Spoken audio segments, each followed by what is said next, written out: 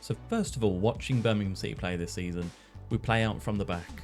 We always focus our attacking down the left hand side unless it's going to be a diagonal to the right back who is overlapping on the right hand side as well. So that's what I've tried to do with our positioning here. We have a double pivot of two deep line playmakers, an inside forward on the left hand side, because normally it is Emil Hansen who hugs the left touch line, and as soon as he gets the ball, he's cutting inside with that to use his favoured right foot. An attacking midfielder on attack who sits just behind the main striker with an advanced playmaker as well who looks to kind of investigate the space that is available. He does tuck in slightly as well because we do have our complete wing back on attack rushing down the right hand side, and an advanced forward as well. It could have been a pressing forward, but we've gone for advanced forward because of more of a striking option as well. So we do play out from the back. We have a sweeper keeper on defend, tackle harder. It just seems to be a tactic that does work in Football Manager. So two ball playing defenders. The left hand ball playing defender has dribble more, close down less, and to tackle harder as well. The right ball playing defender has dribble more, stay wider, close down less, and to tackle harder. Now the whole reason for this is the complete wing back on attack on the right hand side will aim to run up the right wing. We've got shoot less often, run wide with the ball, dribble more, cross in towards the centre, cross more often as well because that is the job of the right back, tackle harder again because of the Football Manager match engine that we do have. So because of the complete wing back on the right hand side, the ball playing defender will stay wider when the team has the ball to cover this position that is being occupied from the right wing back. Now the left back as a full back on support, sit narrower, tackle harder and shoot less often, and that is because when the right back is marauding forward, the left back kind of pushes in to the centre. So we have a 3 at the back, and then we have a kind of a 5 in midfield, and the advanced playmaker or the attack midfielder will join the striker up top as well. So two ball playing defenders on support with dribble less and to stay wider. Now this is on the right hand side only. Again, the complete wing back on attack on the right hand side is going to be marauding up. So we do need some support that is going to go over to the right hand side there. Now because the left back doesn't go attacking as much, the left deep line playmaker can just have dribble less and to stay in the natural position that we do have here. Now as I mentioned, the left midfielder in this system is an inside forward on attack. It could be inverted winger, but I've gone for inside forward with this one, with the aim to shoot more often as they cut in from the left hand side.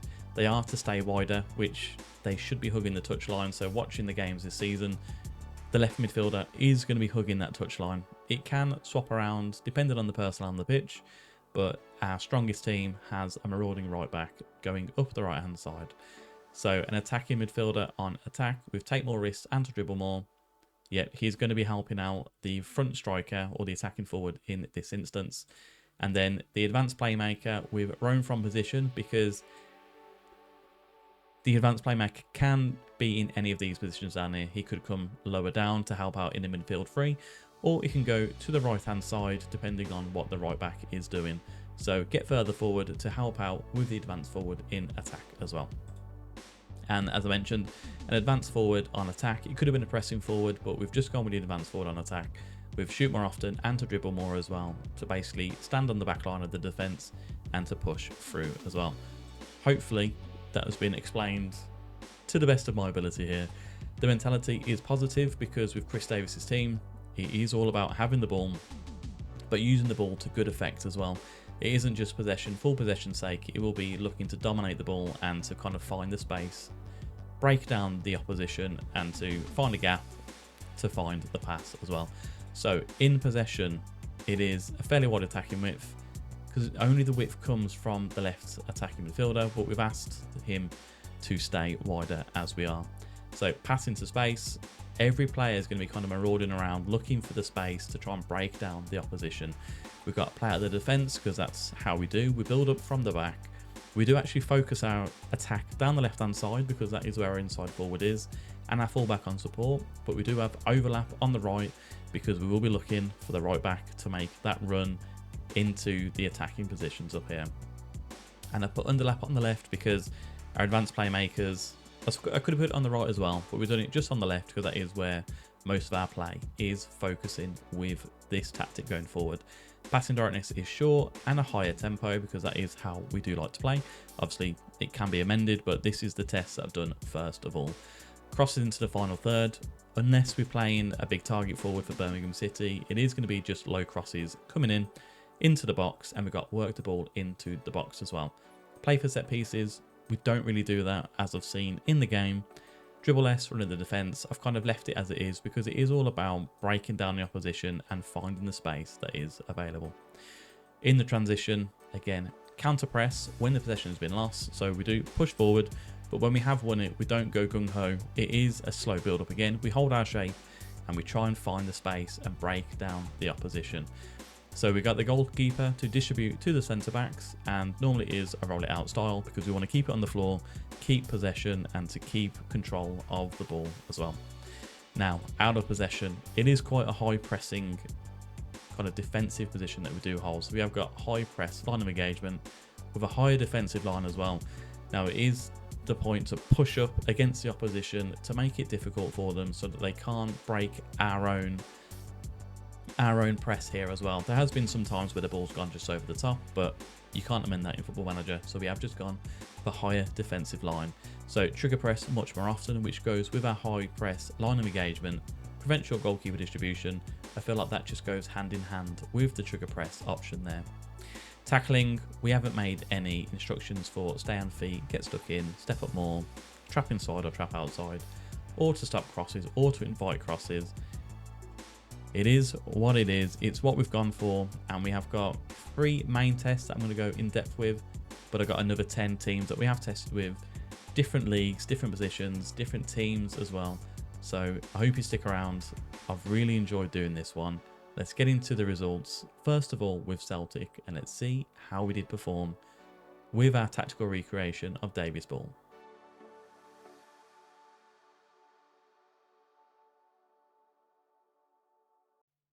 Now, as before, these tests I've done all on the same game save, so we have controlled every team that is playing so far. We are with Celtic, and we have won the Cinch Scottish Premiership, as expected with this Celtic team, to be honest. 31 wins, 3 draws, 4 losses across 38 games. A goal difference of plus 80 with 96 points on the board as well. Looking at the goal scorers, Lewis Palmer with 25 and Kyogo Furuhashi with 23, losing out just to Shankland on 27. Average rating, Lewis Palmer has 7.72, Maeda with 7.59 and Callum McGregor with 7.38 as well. Lewis Palmer 15 assists with Alistair Johnson with 12. Lewis Palmer picking up 7 Player of the Match awards, Joe Hart with 21 clean sheets, and Greg Taylor with 10 yellow cards. Now, as I mentioned, the theme seems to be good attack, good defense, and possession as well. So most goals for, 109 goals scored with this Celtic team. It's roughly 2.5 a game, I reckon. Could be 3, but I'm not going to make that claim. So a lot of goals scored daily with this one. Most shots for, 620, 50 more than second place Rangers. We had the fewest shots against, 240 across 38 games. Highest pass completion of 88%, with a total of 17,768 passes completed during that. 64% possession with, fantastic. The next place was Rangers with 56 as well. Most tackles won, we're not involved there, but most dribbles made, 675. The fact that we haven't got dribble more, you know what, could just be the strength of this Celtic team that is in there. Most clean sheets, we are top with 21, 8 more than second place Rangers, and we conceded 29 goals throughout the season, over 38 games, which is absolutely fantastic. In the other competitions, we're knocked out in the group stage of the Champions League, but we are Celtic. No offence to Celtic, but I don't think they're going to make any waves just yet in Europe. The Scottish Cup knocked out in the 4th round to Aberdeen, but we did win the Scottish League Cup, or the Viaplay Cup, beating Aberdeen 3-0 in the final. Looking at the schedule, how did we perform across the season? And I like to use the league because it gives a greater understanding of the form and how they did perform as well. So Ross County beat them 2-0, Aberdeen 3-0, St Johnstone 3-0. We lost to Rangers 2-1. I think we lost to Rangers twice in this, and Hearts as well. So any big wins coming in: Kilmarnock 3-0, Hearts 3-0, an 8-0 against Motherwell, a 7-4 against Hibernian, a 4-0 against St Mirren, 7-2 against Aberdeen, a 4-1 against Kilmarnock, a 5-0 against Hearts, and a 4-0 against Aberdeen, a 4-0 against Rangers as well. I'm quite interested to see how we did perform, but there is two penalties in that one.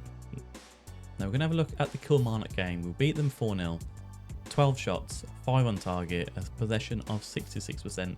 Now I'm picking this one purely because there's no penalty goals in it, and I'm hoping we can see any patterns of play that are showing up as well. Now Kyogo Furuhashi out to Taylor on the left hand side, because we do focus down the left, cutting inside, a little bit more attacking than I would have hoped, but Palmer, yeah, headers it into the goal. Now again, it is Kilmarnock, so I'm not expecting too much of a defence, especially against this Celtic team as well. Ralston running down the right hand side, low cross in, and finds Maeda at the back as well. Kyogo Furuhashi focusing down the left again. I don't mind this. I wish that there was an option to play the diagonal to the right back, but there isn't. Holm just on the back line and powering that past Dennis as well. So fantastic finish there from Holm. And it looks like it was 4-0, maybe just at the start of the second half as well. Ralston whips it in all the way to the back, and Holm puts it in as well. So yeah, quite a few different types of goals that have gone into there. Looking at the squad and how we did perform across the season, Lewis Palmer, 28 goals, 18 assists. Fantastic, that is. Absolutely. The fact that there's assists with the goals as well, very happy with this. Furuhashi, 28 goals, 1 assist. Maeda, 15 and 7. Odin Thiago Holm with 13 and 10 as well. So looking at it, yeah, I think it's a fantastic start, especially with the test that we have here with Celtic. 31 wins, 3 draws and 4 losses. The next one we're going to go for is with Swansea, who they haven't got a big media prediction on here, and we finished in second place with this team. 29 wins, 10 draws, 7 losses across the season, a goal difference of plus 53, which is the second best in the division, 97 points as well. So we have topped the goal scoring charts with 27 goals across the season. I hope GYR likes this tactical test that we have done here. Liam Walsh second with the average rating with 7.35, with Josh Key getting 14 assists across the season. Liam Walsh 7 player of the matches, with Josh Key getting 17 yellow cards as well. Now with the goals, 112 goals scored with this Swansea team. We had the 6th most shots for, interestingly enough, but the 4th fewest shots against with 409. Not involved for pass completion, but for possession we are there, 54% across the season. Not too bad. Not involved for the most tackles won, but 7th for dribbles made. Joint 7th for clean sheets with 13. And we are not involved with the fewest conceded with this one. But in other competitions, knocked out in the 4th round of the FA Cup to Luton, and the 3rd round of the Carabao Cup to Burnley as well. But looking at the Championship and how we did perform, any big wins as well. We did lose a few games this season. We beat Birmingham 2-1, West Brom 3-0, Cardiff 5-2. Big losses actually with this one. So a 3-0 against Millwall and a 4-1 against Preston as well. A 5-1 against Sunderland, a 6-1 against Hull, 4-1 against Middlesbrough, another 6-1 against West Bromwich Albion as well. Some big wins, which is nice to see. Any penalties on that one? There's not, which isn't too bad. 2-0 against Watford, 3-0 against Bristol City. A couple of losses towards the end of the season against Huddersfield and Norwich, and we beat Millwall 5-2 on the last day of the season as well. Looking at the squad, 32 goals for Mikola Kukarevic. Probably butchered that, let me know down below. 32 goals and 2 assists. Ronald, thought it was Ronaldo then. Ronald with 18 and 5. Oliver Cooper, 14 and 11. Matt Grimes, 11 and 9. Jamal Lowe, 11 and 5, with Liam Walsh, 11 and 14. Fantastic across the season for these. We finished in 2nd place, 97 points. I think it's a fantastic achievement for Swansea. And our last test is with Tottenham Hotspur, who finished 2nd in the Premier League. Their media prediction was 7th as well. 26 wins, 5 draws, 7 losses. We lost out on the title by 3 points. 63 goal difference in our favour as well. So Son with 22 goals topping the league charts. Maddison average rating 7.40, finishing second with 15 assists topping the assist charts as well. 7 player of the matches, second most in the division, with Vicario getting 21 assists. 21 assists in the Prem is fantastic stuff. Pedro Porro, yeah, where would a tactic test be without the yellow cards as well? We scored the most goals in the division, 95 across the season. It was joint top, funnily enough, for most shots for. 5th for fewest shots against. Pass completion, 87%, top 7 in the division, with 53% possession, top 7 as well. Not involved in the tackles, but second for dribbles made, losing out to Arsenal just by 1 there. Second for clean sheets with 21, and we conceded 32 goals across the season, 3rd best in the division. We were runners-up in the English FA Cup, losing to Manchester United in the final, who had a good season by the looks of it. They did win the league as well. We knocked out in the 3rd round of the Carabao Cup to Aston Villa. So we did lose, I think it was 7 across the season, but how did we perform? Fantastic start. We won our first 5, 2-0 against Sheffield United, 2-0 against Everton, 4-0 against Fulham. We actually beat Man United 2-1, Bournemouth 4-0. We lost 3-1 to West Ham, but then some big wins against Luton, Burnley, Newcastle 3-0, Aston Villa 3-0, Forest 5-0, Brentford 4-0. I'm quite liking the way that this test has run out. We beat Man City 2-1, Everton 4-0, Sheffield United 5-0, 5-0 against Palace, 5-2 against Newcastle, a 3-0 against Arsenal, a 2-1 against Chelsea, and we lost to Man City last day of the season. But I think losses to Brighton, Villa, Wolves probably has hindered us from winning the division with Tottenham Hotspur here. Now we have a 5-0 against Crystal Palace. I just want to have a look at how they did perform across this game. 23 wins, 10 shots on target, 3 XG, 66% possession. There's no penalties in this one. Everyone getting a fantastic rating as well, which is very good to see. So how did we score our goals? There were 5 of them to have a look at. So Davies pushing through.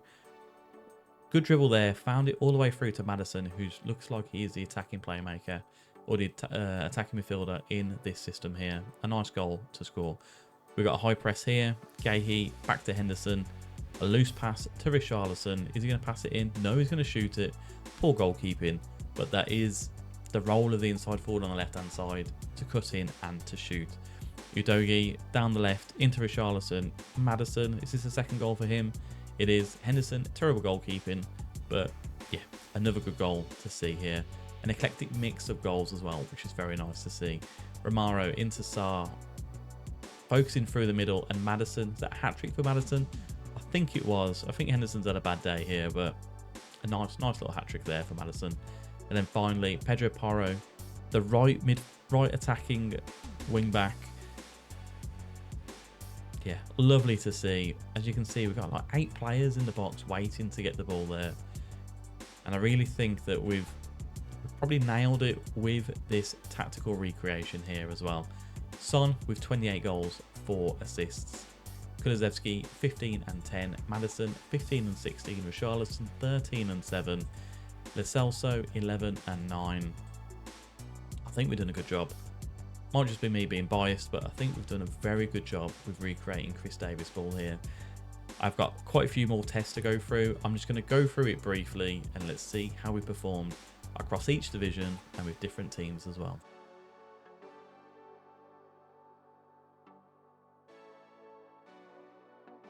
Now we do have 3 other tests that we've got here. The first with Manchester City. We also have Blackpool and Notts County as well, just to see how it does perform with the big teams as well. So Manchester City, we won the league, 28 wins, 4 draws, 6 losses, plus goal difference of 69. Erling Haaland getting 30 goals, topping the average rating with 7.64. 9 player of the match is Edison with 14 clean sheets as well. Rico Lewis getting some yellow cards as normal. 102 goals scored for Manchester City with the most shots, the fewest shots against. Pass completion, 89%, 5th there, 55% average possession as well. Most dribbles made, we are second. Most clean sheets, we're second with 14. And the joint top for fewest conceded across the season. In other competitions, sorry, I am going through this one. I'm not going to go into as much depth as with the other ones, but we won the Carabao Cup with this one with Manchester City. Looking at Blackpool, we actually finished third in the division, but we lost out in the playoff final to Lincoln. But 28 wins, 10 draws, 8 losses, a goal difference of plus 46, best in the division, 94 points as well. We're not involved with the goals for this one, but Andy Lyon's top average rating of 7.31 with 15 assists. Top of the player of the matches with 8 as well. With the team overview, we scored 104 goals.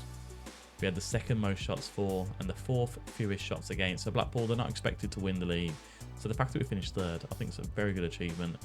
Fourth for pass completion with 87%, with 58% average possession across the season as well. 8th for clean sheets with 14, and 7th for fewest conceded, with the runners-up in the Bristol Street Motors Trophy as well. Lastly, Notts County, we finished second in League 2. 28 wins, 10 draws, 8 losses, exactly the same as the Blackpool test, which is interesting. A plus goal difference of 40 with 94 points. Macaulay Longstaff, 31 goals, topping the charts, with Jody Jones topping the assists with 14 as well. Looking at the stats across the season, we scored the second most amount of goals, 104. We weren't involved with the most shots for, which is very interesting. So our conversion rate must be absolutely fantastic with that one. We're not involved with the fewest shots against either. So very, very different this one here with Notts County. Most possession, we were second with 57%, with 87% average passing rating as well, or pass completion, I should say. We're not involved for the most clean sheets or for the fewest conceded, so a very different tactic test coming out here with Notts County. We have got another 7 teams to test with. I'm going to quickly go through it now. Hold on with me. I've done an extensive test of this one, just so you can see how it.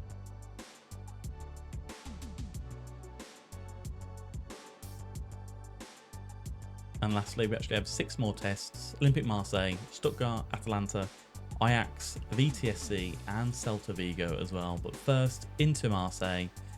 We finished second, 10 points behind Paris Saint-Germain, 26 wins, 4 draws, 4 losses. Correa getting 16 goals, finishing third across the season. Jonathan Klaus, third for average rating, 7.65, with 13 assists to his name as well.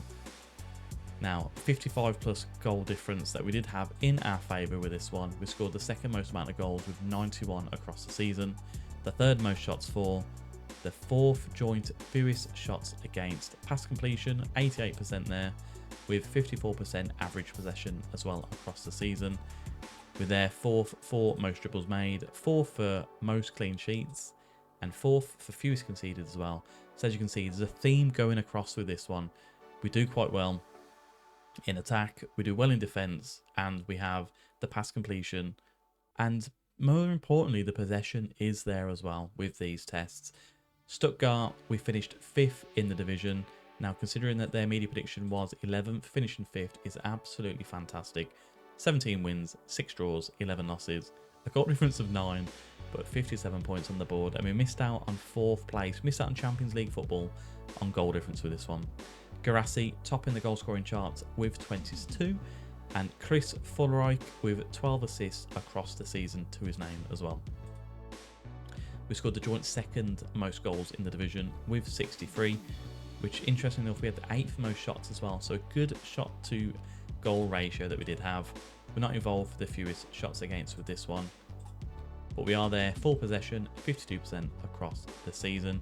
Again, we're not involved for the most clean sheets or the fewest conceded.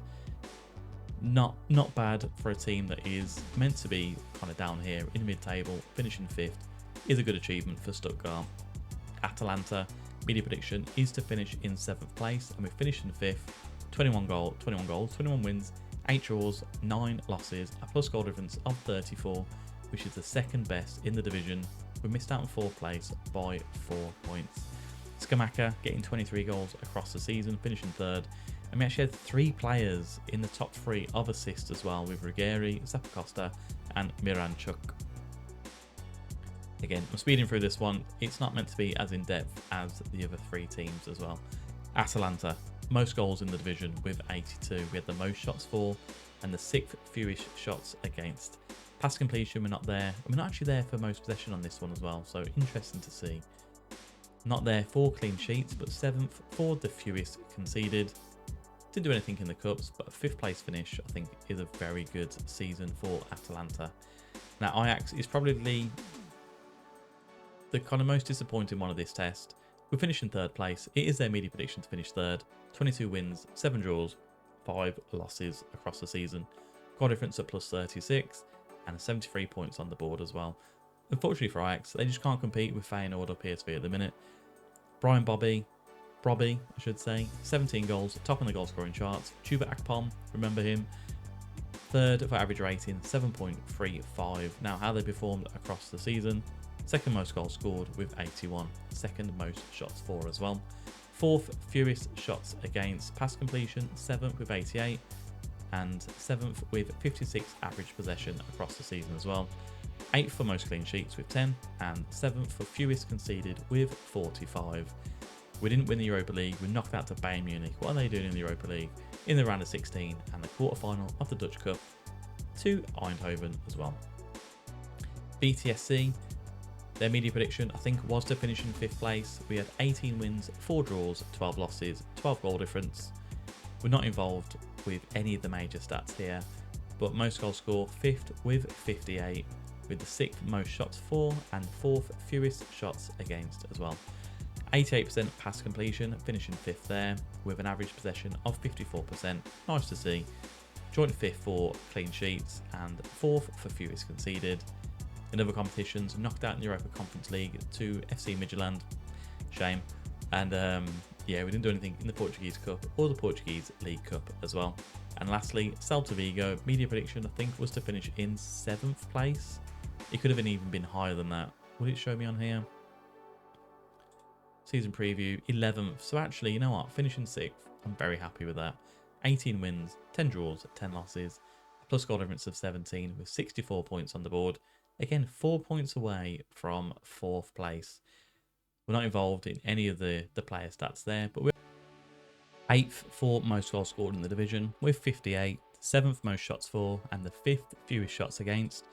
Not there for pass completion, nor for possession. 4th for clean sheets, most clean sheets of 15, and 4th for fewest goals conceded. 6th place finish. Very, very happy with this. I feel like it's been a successful tactical recreation, but let me know if you agree. Now, I will say I'm very happy with this tactical recreation that I have done with Chris Davies' ball. Birmingham City are probably one of the best teams to watch in the EFL, if not the Premier League at the minute as well. The style of play that we are playing is wonderful to see. We look to break down each team. We try and knacker them out as well with the passing, the invading of space as well, trying to probe and trying to break down the defence of the opposition. I think it's kind of translated into this test as well. I mean, Celtic, some fantastic stats there. 64% possession, over 120 goals scored, 29 conceded across the 38-game season. Can't complain with that. Tottenham, we didn't win the league by 3 points, but probably had the most goals in the division, some of the fewest conceded as well. Some very nice football being played, and I think the formation has kind of worked as it does play out in real life as well. And Swansea getting promoted in that first season. Again, all these tests are done with no badges, no past experience, and no transfers made as well. It seems to work with every kind of division that we have gone in as well. Some better than others. Naturally, there's never going to be one single plug and play tactic, but I hope you have enjoyed this. If you found it useful as well, let me know down below. Comment with any other kind of recreations I should be looking at doing next. Hit the like button and subscribe, and I'll see you on the next one. I'm out.